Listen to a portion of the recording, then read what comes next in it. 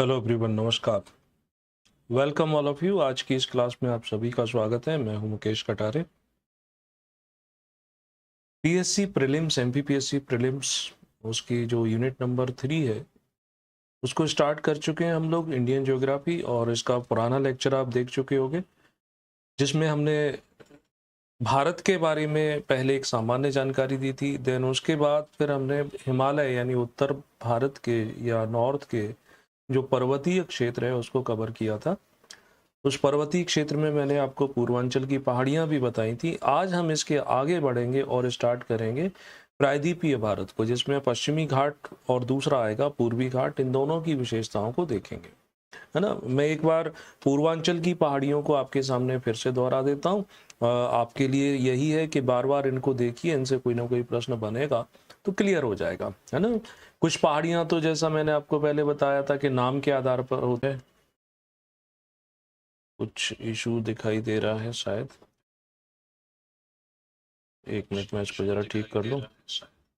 अब ठीक है। तो डफला हिल्स, उसके बाद डफला हिल्स से थोड़ा सा ऊपर आप देखोगे तो ये जो पहाड़ी है इसका नाम है मिरी हिल्स। मिरी हिल्स के बाद फिर इसके जस्ट ऊपर यानी स्टेयर्स के रूप में हमें मैप में दिखाई देती है, इसका नाम है अबोर हिल्स। अबोर पहाड़ी, है ना। नीचे इनके नाम यहाँ पर दिए हुए हैं, आप चाहो तो इसका एक फोटो खींच के भी याद कर सकते हो। देन उसके बाद यहाँ चलते हैं, ये जो हिल है इसका नाम है मिश्मी पहाड़ी। ठीक, मिश्मी के बाद नेक्स्ट ये जो हिल आएगी, ये वाली जो हमें दिखाई दे रही है, इसका नाम है पटकाई बुम ना, पटकाई बुम पहाड़ी। फिर उसके बाद नेक्स्ट जो है ये नागालैंड में आती है, ये नागा हिल्स के नाम से ही जानी जाएगी। आसान है इसको याद करना। ये जो पहाड़ी है ये मणिपुर में आती है। मणिपुर की स्थिति हम सबको मालूम है, इस समय संकटकालीन दौर है, कुछ अस्थिरता है। उसके बाद ये जो पहाड़ी है ये मिजोरम में आती है, इसे मिजो हिल्स के नाम से जानते हैं। और ये जो है ये त्रिपुरा में आती है, इसलिए इसको त्रिपुरा हिल्स के नाम से जानते हैं। उसके बाद जो पहाड़ियां हैं, जैसे ये जो आपको एक पहाड़ी असम में दिखाई देती है, थोड़ा सा असम के लोअर पार्ट में, इसका नाम क्या है, इसे बोलते हैं बरेल हिल्स, है ना, बरेल पहाड़ी। और इससे जस्ट ऊपर ब्रह्मपुत्र नदी के नीचे जो पहाड़ी आती है ये भी पूछी जाती है, इसका नाम है मिकिर, है ना, मिकिर हिल्स। उसके बाद फिर चलेंगे मेघालय में। मेघालय की 3 पॉपुलर, 12 नंबर पर गारो, 13 नंबर पर खासी और 14 नंबर पर जयंती हिल्स। तो ये पूर्वांचल की पहाड़ियां तो इस तरीके से आपको याद करनी। अब आज के विषय पर आ जाते हैं। ये जो है प्लेलिस्ट बनी हुई है नई 2025 के लिए, प्रीलिम्स इंडियन ज्योग्राफी, उसमें जाकर के आपको सारे लेक्चर मिलते रहेंगे। अब चलते हैं हम दक्षिण भारत में, दक्षिण प्लेट्यू या प्रायद्वीपीय भारत, उसके बारे में समझते हैं क्या क्या चीजें हैं, है ना। तो यहाँ हमें दक्षिण भारत का एक तरीके से हाथ से ड्रॉ किया हुआ मैप दिखाई देता है। लगभग त्रिभुज के आकार की संरचना है। यहाँ पर क्या आता है, इस साइड में हमें अरब सागर देखने को मिलता है, अरेबियन सी। यहाँ पर क्या आता है, वे ऑफ बंगाल यानी बंगाल की खाड़ी है। और नीचे जो है वो क्या है, इंडियन ओशन, हिंद महासागर है। अब ऐसी संरचना ऊपर की तरफ क्या है, यहाँ पर तो स्थलीय भाग है, लैंड पार्ट है। ऐसी संरचना जो 3 ओर से वाटर बॉडी से कवर्ड हो, यानी कि पानी से घिरी हुई हो, उसको हम नाम देते हैं पेनिनसुला या उसे कहते हैं प्रायद्वीप। प्रायद्वीप का जस्ट अपोजिट होता है गल्फ या खाड़ी। ये क्या होता है, यानी ये 3 ओर से पानी से नहीं, 3 ओर से किससे कवर्ड हो, लैंड पार्ट, स्थलीय भाग से कवर्ड हो, तो वो हो जाता है गल्फ। तो बंगाल की खाड़ी जो है, इसको खाड़ी क्यों बोलते हैं, क्योंकि इसके एक तरफ भारत आ जाएगा, इधर हमें दिखाई देगा बांग्लादेश, म्यांमार, ऐसे करके ये पूरा का पूरा घिरा हुआ है। ठीक है। तो दक्षिण भारत यानी कि दक्षिण भारत या भारत का पेनिनसुला, भारत का जो प्रायद्वीप है, ये भारत का सबसे प्राचीन भाग है। एक बात है ना, हिमालय सबसे नवीनतम भाग था, ये सबसे प्राचीन भाग है। भारत का ही नहीं, ये विश्व के सबसे प्राचीनतम स्थलों में आता है, ओल्डेस्ट पार्ट माना जाता है। और इसकी पहचान जियोग्राफी में, जियोलॉजी के अंतर्गत जो यहाँ रॉक्स पाई जाती हैं, जो यहाँ पर फॉसिल्स मिलते हैं, उनकी जांच करके पता चला तो यहाँ आर्कियन युग की चट्टानें मिलती हैं जो काफी प्राचीन है। ये भी कहा जाता है कि ये जब बना उसके बाद से यहाँ कभी भी इसके ऊपर समुद्र नहीं आया, यानी पानी कभी भी ये नहीं रहा। दूसरी तरफ हिमालय जो है ये अनस्टेबल रीजन है। किस पॉइंट ऑफ व्यू से अनस्टेबल से मतलब है अर्थक्वेक, सीस्मिक जो घटनाएं हैं, भूकंप वाली घटनाएं ज़्यादा होती हैं, यानी plate tectonic point of view से अगर हम देखते हैं तो ये वाला हिस्सा जो है ये बहुत ही शांत है, माना जाता है स्टेबल है, यहाँ ऐसे कोई चेंज नहीं होते, हिमालय में होते रहते हैं, प्लेटें स्लाइड करती रहती हैं। लेकिन ये एक्सेप्शन के रूप में हमें ये भी देखने को मिला कि यहाँ भी बड़े विनाशकारी भूकंप आए हुए हैं। कोहिना में भूकंप आया, महाराष्ट्र के लातूर में भूकंप आया। तो लगता है कि ये जो थ्योरी है कि जिसमें आप ये बोल देते हैं कि ये स्टेबल पार्ट है, कई बार मिसफायर भी हो जाता है। ठीक है, अब ये जो हम पेनिनसुला की बात कर रहे हैं या दक्कन प्लेटू बोलते हैं या दक्षिण का पठार बोलते हैं, तो इसमें ये नॉर्थ बाउंड्री हो जाएगी, ये वाली जो है साउथ बाउंड्री हो जाएगी, इधर क्या रहेगा, ईस्ट रहेगा, इधर वेस्ट रहेगा। कोई भी मैप आप देखते हो, अगर आप शुरुआत कर रहे हो, नए नए स्टूडेंट्स हो, तैयारी कर रहे हो, तो ये चीज़ें भी महत्वपूर्ण हो जाती है। तो मैप की ओर आप अपना सर करो, आपका हेड जो है वो नॉर्थ को शो करता है, आपका राइट हैंड जो है वो पूर्व दिशा को, आपका लेफ्ट हैंड जो है वो पश्चिम दिशा को, और पैरों की ओर दक्षिण होता है ना। तो बात ये आती है कि इस दक्षिण प्लेटू की नॉर्दर्न जो बाउंड्री लाइन है वो कैसे, कहाँ से बनती है। तो नॉर्दर्न बाउंड्री लाइन यानी यहाँ पर आती है क्या, अरावली हिल्स, अरावली जो कि राजस्थान में है। ठीक है, इसके बाद राजमहल की पहाड़ियां या झारखंड जो है वहां पर जो पहाड़ियां पाई जाती हैं उन्हें राजमहल की पहाड़ियां कहते हैं। और यहाँ जब आप ये चलेंगे ना नॉर्थ ईस्ट में, जैसे हमने गारो, खासी और जयंतिया के नाम से यहाँ पढ़ा था, यहाँ पर जो है वो शिलोंग। तो नॉर्दर्न बाउंड्री यानी कि इसकी लगभग उत्तरी सीमा इनके द्वारा निर्धारित हो जाती है। ठीक, ये चीज याद हो गई। अब इसकी दक्षिणी सीमा क्या, दक्षिण में इंडियन ओशन आ जाता है। एक तरफ पश्चिमी सीमा में जो यहाँ पर क्या है, पर्वतों की एक चेन पाई जाती है, यानी ये भाग भी कैसा है, उठा हुआ है। हिमालय के बाद दूसरी एक कंटिन्यूस रेंज जो है वो हमें इस पश्चिम दिशा में मिलती है, जिसे हम पश्चिमी घाट या वेस्टर्न घाट के नाम से जानते हैं, जो एक कंटिन्यूस वे में फैला हुआ है। कहाँ तक, कन्याकुमारी के पास तक, है ना। मैं अगले इसमें आपको बताता हूँ। और दूसरी तरफ इसकी ईस्टर्न बाउंड्री लाइन पर भी ऐसी ही पर्वत श्रृंखला मिलती है, लेकिन ये पर्वत श्रृंखला बीच बीच में कई जगह इस वेस्टर्न घाट के जैसी नहीं है, यानी इसकी हाइट कई स्थानों पर कम हो गई है, बीच में कई सारा हिस्सा कटा फटा है, टूट गया है। क्योंकि यहाँ इसके पीछे रीजन ये भी है कि भारत का ये वाला भाग जो है ये ऊंचाई पर है, उठा हुआ है। तो यहाँ से वेस्टर्न घाट से कई नदियाँ निकलती हैं और इस पूर्वी घाट की ओर आकर के डेल्टा बना करके मिल जाती है। तो इन नदियों ने इसको काट दिया है। चाहे आप यहाँ पर देखोगे गोदावरी हो, कावेरी हो, कृष्णा हो, ये सारी नदियाँ जो वेस्टर्न घाट से ओरिजिनेशन होता है इनका, और पूर्वी घाट यानी इस तरफ जा करके मिलती हैं, डेल्टा बनाती है। एक बात और यहाँ पर ध्यान रखना कि भारत की जो नदियाँ हैं, नदियों के चैप्टर में हम जाएंगे तो अधिकांश नदियां जो हैं वो पश्चिमी घाट से निकलती हैं प्रायद्वीपीय भारत में, और वो स्लोप कौन सा है, ये पूर्व की ओर है, तो पूर्वी घाट की ओर जाकर के इस तरफ जाके बंगाल की खाड़ी में मिलती है। बंगाल की खाड़ी में जो नदियां गिरती हैं वो सब किसका निर्माण करती हैं, डेल्टा का निर्माण करती हैं। और वे नदियां जो पश्चिम की ओर जाकर के अरब सागर में गिरती हैं वो डेल्टा नहीं, वो क्या बनाती हैं, एस्चुरी बनाती हैं। एस्चुरी या जैसे हम बोलते हैं ज्वार नदमुख का निर्माण करती हैं। डेल्टा लैटिन भाषा का शब्द है, यानी एक तरीके से एक नदी आ रही थी। अब नदी स्थलीय भाग से समुद्र में जाकर मिलती है, तो स्थलीय भाग की ऊंचाई और समुद्र के सी लेवल लगभग सिमिलर हो जाता है।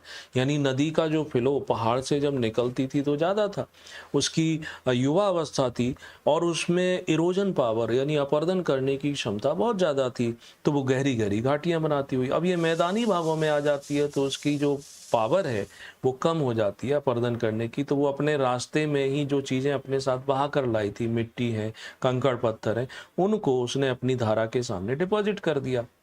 तब जब पानी का फ्लो यहाँ रुक गया तो दूसरी एक स्ट्रीम उसके बाजू से निकलने लगेगी, ऐसे वो भी रुक जाएगी। तो ये एक त्रिभुज के जैसा स्ट्रक्चर बनता है, इस स्ट्रक्चर को ही डेल्टा नाम देते हैं। नदी वाले चैप्टर में मैं आपको उसको और डिटेल में बता दूंगा। अब देखो पश्चिमी घाट पर्वत की जो हम बात कर रहे हैं ना, पश्चिमी घाट यहाँ पर आप देखोगे ये यहाँ से स्टार्ट होते हुए आपको दिखाई देगा पूरा बीच में थोड़ा सा है लेकिन चला जाता है। तो पश्चिमी घाट की पूर्वी सीमा जो है यानी देखो ये तो पर्वत हो गए, पर्वत के बाद फिर यहाँ पर कोस्टल प्लेन होते हैं यानी तटीय मैदान पाए जाते हैं, और ऐसे ही यहाँ पर भी तटीय मैदान पाए जाते हैं। वैसे विशाल मैदान तो यहाँ मिलता है हमें, गंगा ब्रह्मपुत्र और उस यमुना नदी के द्वारा जो बनाया गया है ना। तो देखो ये इसका फॉर्मेशन जो हुआ था कि पहले पूरा का पूरा एक ही पार्ट था, एक ही भाग होता था जिसे हम पेंजिया के नाम से जानते थे। पेंजिया भाग महाद्वीप में दरार आई यानी ये टूट गया, एक पार्ट उत्तर की ओर नॉर्थवर्ड मूव कर गया, दूसरा जो भाग था वो साउथ की ओर चला गया, बीच में जो हिस्सा खाली हुआ वहां पर एक नया सागर बन गया जिसे हम टेथिस सागर के नाम से जानते हैं। और नीचे जो प्लेट गई थी उस प्लेट को हम किस नाम से जानते थे, उसे गोंडवान अंगारा लैंड कुछ ऐसा नाम देते हैं। भारत जो था वो उसी के साथ था। फिर भारत यानी अफ्रीका, भारत, ऑस्ट्रेलिया, न्यूजीलैंड, ये सब दक्षिण अमेरिका एक ही ग्रुप में थे, लेकिन भारत अफ्रीका से टूट करके फिर नॉर्थवर्ड मूवमेंट करता है ना, और नॉर्थ में जा करके फिर वो जो यूरेशियन प्लेट है उससे टकराता है, तो वहां पर हिमालय का निर्माण होता है ना। तो जब ये अफ्रीका से अलग हुआ तो उसके बाद जब अफ्रीका से यानी अफ्रीका का ये वाला पार्ट इसके साथ अगर मिला दो तो ऐसा लगता है कि ये टूट गया है।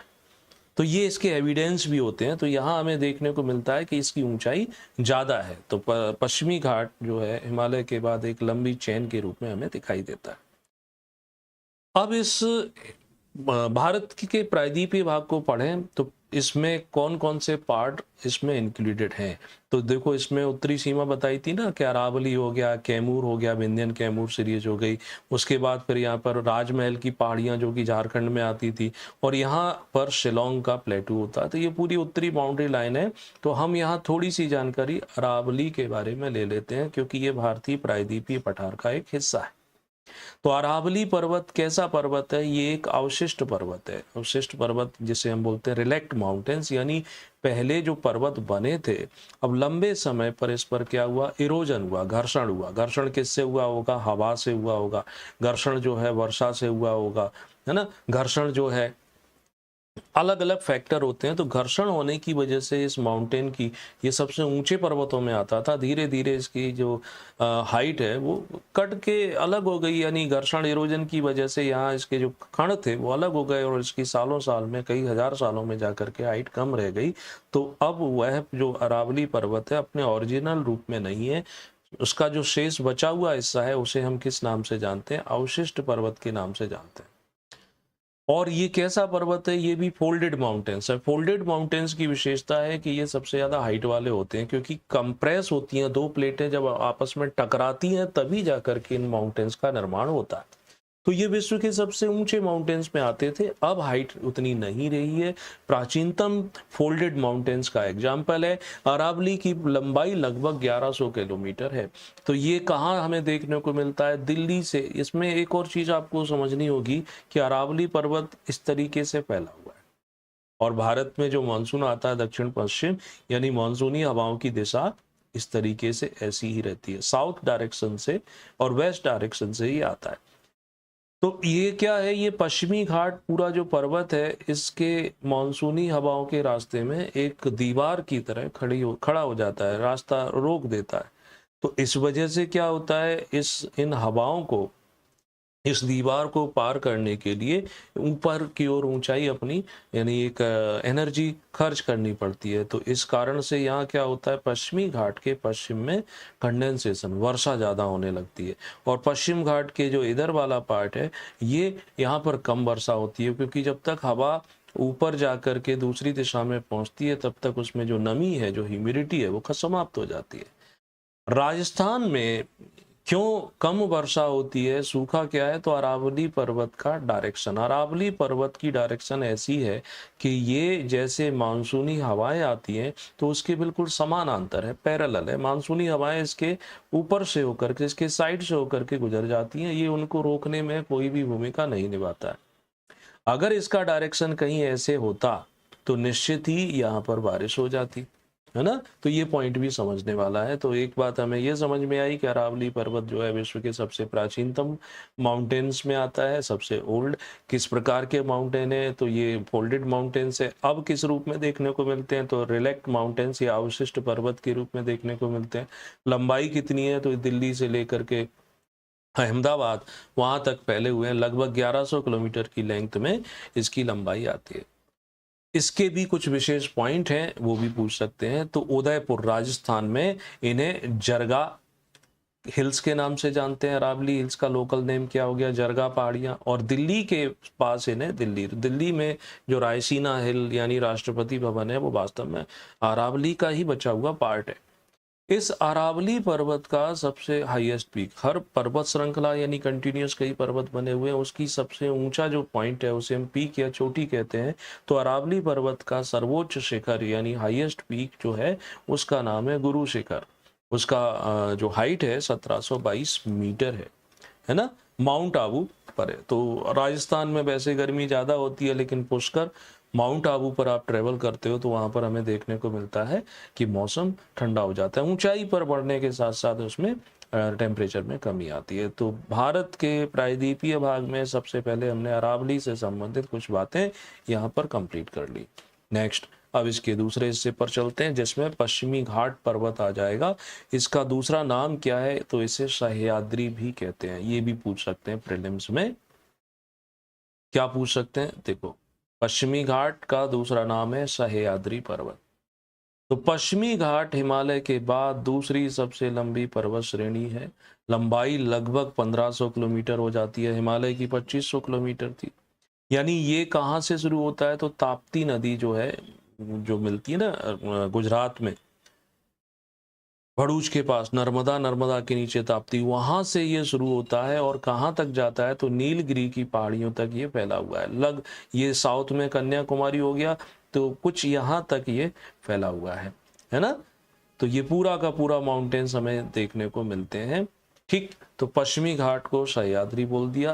अब इस पश्चिमी घाट के भी डिवीजन किए जाते हैं। वैसे 3 डिवीजन होते हैं, लेकिन जीएस के पॉइंट ऑफ व्यू से हम केवल इसके 2 डिवीजन कर सकते हैं। एक हो जाएगा जिसे कहते हैं उत्तरी सह्याद्री, उत्तर दिशा में, और नीचे वाला हिस्सा जो है उसे क्या बोलते हैं, दक्षिणी सह्याद्री। ये डिवीजन कैसे होगा, तो इसके लिए मानक माना गया है कि 16 डिग्री नॉर्थ लैटिट्यूड्स, 16 डिग्री उत्तरी अक्षांश रेखा के नीचे दक्षिणी हो जाएगा, उसके ऊपर वाला नॉर्थ हो जाएगा। तो गोवा के पास से ये गुजरती है। ठीक है। नॉर्दर्न पार्ट में हमें यहाँ पर लावा के डिपोजिशन देखने को मिलते हैं। थोड़ा सा ये डिवीजन क्यों किया, वहाँ की कुछ चट्टानों की वजह से विविधता पाई जाती है। और सदर्न में यानी दक्षिणी सह्याद्री का निर्माण जो है वो कौन सी चट्टानों से हुआ है, तो मेनली यानी मुख्य रूप से वहाँ पर आर्कियन रॉक्स पाई जाती है। अब उत्तरी सह्याद्री की सबसे ऊंची चोटी जो है वो कौन सी है, तो उसका नाम है, उत्तरी सह्याद्री की सबसे ऊंची चोटी कुद्रेमुख, लगभग 1892 मीटर हो जाती है, 1892। ध्यान रखना, ये वेस्टर्न घाट की सबसे ऊंची चोटी नहीं है, ये सिर्फ उत्तरी सह्याद्री की सबसे ऊंची चोटी आ जाती है। अब दक्षिणी सह्याद्री की जो एक और चोटी है उसका नाम क्या है, पुष्पगिरी। पुष्पगिरी से ही कौन सी नदी निकलती है, कावेरी नदी निकल जाती है। नेक्स्ट, इसी पश्चिमी घाट से संबंधित चीज़ों को देखते हैं। इस मैप में और आपको थोड़ी सी पिक्चर क्लियर दिखाई देगी। ये पश्चिमी घाट की हम बात कर रहे थे। अब पश्चिमी घाट जो है ऐसे फैला हुआ है, पूर्वी घाट का इसका जंक्शन है, यानी यहाँ पर ऐसा लगता है कि पश्चिमी घाट और पूर्वी घाट आपस में मिलते हैं। तो नीलगिरी हिल्स जो है, नीलगिरी की जो पहाड़ियाँ हैं वहाँ पर मिलते हैं। नीलगिरी की पहाड़ी को किस रूप में लिया जाता है कि एक ये नॉट है, गांठ है। जैसे कल जब हम पामीर की गांठ पढ़ रहे थे, यानी कि 3-4 धागे लो और उनका एक सिरा आपस में जोड़ना हो, चारों पांचों धागों, तो उसमें गांठ लगा देते हैं। तो वैसे ही यहाँ हमें दिखाई देता है कि इससे एक तरफ ये पर्वत निकल रहा है, एक तरफ ये पूर्वी पर्वत निकल रहा है, और साउथ में भी यहाँ जाकर चला जा रहा है। तो ये जो हिस्सा है जहाँ से ये 3 अलग अलग रेंज हो जाती है, इसी को हम क्या बोलते हैं, नीलगिरी की पहाड़ी को एक गांठ या नॉट के रूप में जानते हैं। यानी ये 2 पर्वत तो मुख्य रूप से मिलते ही है, एक हिस्सा नीचे भी जाएगा, वो भी अभी डिटेल में मैं आपको बता दूंगा। नीलगिरी का सबसे सर्वोच्च शिखर जो है वो है डोडा बेट्टा, 26-23 मीटर है। ये दक्षिण भारत की दूसरी सबसे ऊंची चोटी है। तो पहली कौन सी है, तो दक्षिण भारत की सबसे ऊंची चोटी जो है वो है अनायमुडई, 2695 मीटर अन्नामलाई के ऊपर। यानी यहाँ नीलगिरी से थोड़ा नीचे चलोगे तब जाकर के अन्नामलाई हिल्स आती हैं, तो उन अन्नामलाई हिल्स के पास में ये जो है सबसे ऊंची चोटी आ जाती है। अच्छा, अनायमुडी ये है ना, तो नीलगिरी से ये वाला पॉइंट इसमें हो जाता है। ठीक है, नेक्स्ट अगला देखते हैं। याद रखना, उत्तरी सह्याद्री की सबसे ऊंची चोटी है कौन सी है, दक्षिणी सह्याद्री की कौन सी है, प्रमुख रूप से तो अन्नामलाई पर्वत है कहाँ, लोकेशन तो हमें मैप में भी शो हो रहा है कि ये अन्नामलाई, ये नीलगिरी है। नीलगिरी के साउथ में जब आप चलोगे तब जाकर के हमें अन्नामलाई पर्वत मिलता है। तो ये नीलगिरी के दक्षिण में केरल और तमिलनाडु की सीमा पर दिखाई देता है। ठीक, और आगे बढ़ते हैं इसमें। अब जहां अन्नामलाई समाप्त हुआ, यानी मैप में जनरली हम सामान्यतः जब देखते हैं तो हमें ऐसा लगता है कि बस ये जो है पश्चिमी घाट, यहाँ से पूर्वी घाट, और ये सीधी स्ट्रेट पर्वत श्रृंखला चली गई जिसमें अन्नामलाई और ये सब चीजें हैं। बट यहाँ पर कार्डेमम हिल्स भी आती है, नागरकोयल पहाड़ी आती है। इनकी क्या स्थिति है तो उसको एक और मैप के द्वारा आपको बताने की कोशिश करते हैं। अन्नामलाई पर्वत के और जब नीचे जाओगे तो वहां पर आएंगी कार्डेमम हिल्स। कार्डेमम हिल्स यानी कि इलायची की पहाड़ियां या इलायची की कृषि की जाती है ना, अन्नामलाई हिल्स के नीचे जब चलते हैं। ठीक, अब अन्नामलाई पर्वत से थोड़ा साइड में यानी कि इस तरफ चलोगे तो ये और एक पर्वत श्रृंखला बन जाती है। इसको नाम देते हैं पालनी हिल्स या पालनी की पहाड़ियां। तो पालनी हिल्स हमें देखने को कहाँ, एक तो दक्षिण में आती है मगर इनका विस्तार कहाँ होता है, पूर्व की ओर होता है, तो साउथ ईस्ट में ये फैली हुई है। इसी में इन्हीं पालनी हिल्स से ही जुड़ा हुआ एक स्थान है जिसे कोडाई कैनाल हिल स्टेशन है, फेमस है, तमिलनाडु में आता है ना। और जो ऊटी नाम हम फिल्मों में सुनते हैं या उसका पूरा नाम तो ऊटक मंडलम है, वो कहाँ पर आता है, तो वो आता है इस अन्नामलाई के और ऊपर चले जाओगे जब आपको यहाँ पर ये पूर्वी घाट मिलता हुआ दिखाई देता है ना, नीलगिरी, वहां पर ऊटी या ऊटक मंडलम आता है। तो ये थोड़ा सा आप अपने मैप पर इनकी प्रैक्टिस करोगे तो आपको बड़ी आसानी से ये सब चीजें याद हो जाएंगी। ठीक है, तो पश्चिमी घाट पर्वत यहाँ पर समाप्त हो जाता है। पश्चिमी घाट पर ही कुछ दर्रे हैं, 4 प्रमुख दर्रे हैं। वो 4 दर्रे आपको याद करना महत्वपूर्ण है, उनकी लोकेशन समझना महत्वपूर्ण है, वो पूछ सकते हैं। दर्रे मैंने आपको कल बताए थे। तो देखो, एक आता है थाल घाट, प्रमुख दर्रा है ना। तो थाल घाट जो है उसकी लोकेशन समझ लो। ये मैप में जब भी आप देखोगे दर्रे कैसे बने रहते हैं, ऐसे करके बने रहते हैं। तो ये जो दर्रा है यानी कि ये नासिक और मुंबई को जोड़ता है। एक तरफ नासिक है, मुंबई कोस्टल में, तो नासिक से मुंबई के बीच में रेलवे मार्ग, सड़क मार्ग यहीं से निकलता है। ठीक, तो ये थाल घाट हो गया। थाल घाट के फिर नीचे चलोगे तो यहाँ पर एक दूसरा दर्रा दिखाई देता है, उसका नाम क्या है, भोर घाट। तो भोर घाट क्या करता है, ये मुंबई को पुणे से जोड़ता है। तो पुणे की लोकेशन यहाँ हो जाएगी और नासिक की लोकेशन थोड़ी सी ऊपर मिलेगी, आप मैप में जाकर चूज कर सकते हो। 2 दर्रे और हैं, एक ये आता है जिसका नाम है पाल घाट और इसका नाम है सेनकोटा।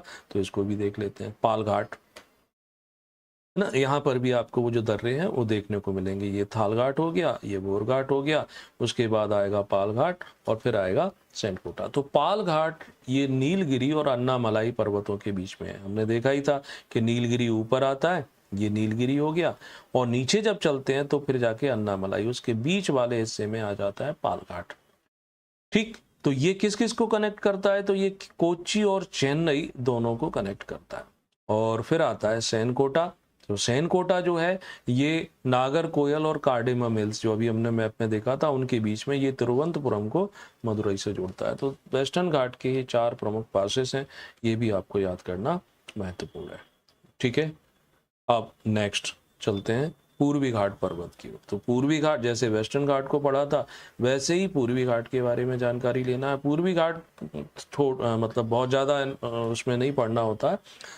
तो पूर्वी घाट सबसे पहले तो यही है कि ये पश्चिमी घाट की तरह कंटिन्यूस नहीं है, ये बीच में टूटा है क्योंकि नदियां इसको काट चुकी हैं। नदियों ने काट करके वहाँ पर डेल्टा बनाया हुआ है, अपर्दन किया हुआ है। तो ये इसका एक पूरा कंटिन्यूटी जो वेव है वो समाप्त हो जाता है ना। बड़ी नदियां चाहे गोदावरी हो, कृष्णा हो, कावेरी हो, वो हमें देखने को मिलती है।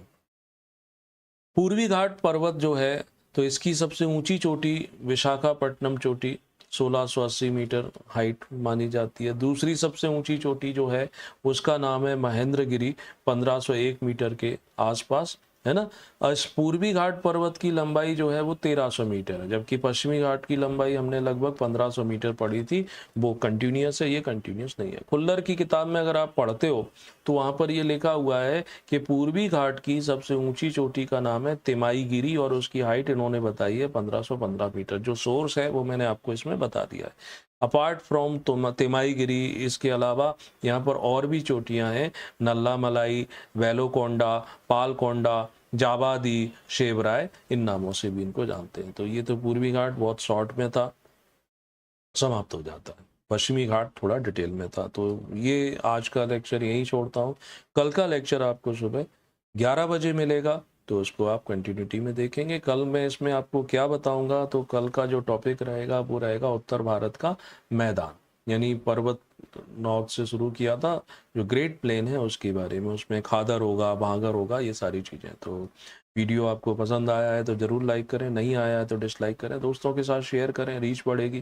कोई डाउट है तो कमेंट में जा करके आप पूछ सकते हैं। और फेसबुक पर, इंस्टाग्राम पर, टेलीग्राम पर आप हमें ज्वाइन कर सकते हैं। चैनल सब्सक्राइब कर लीजिए। तो thank you so much and good luck.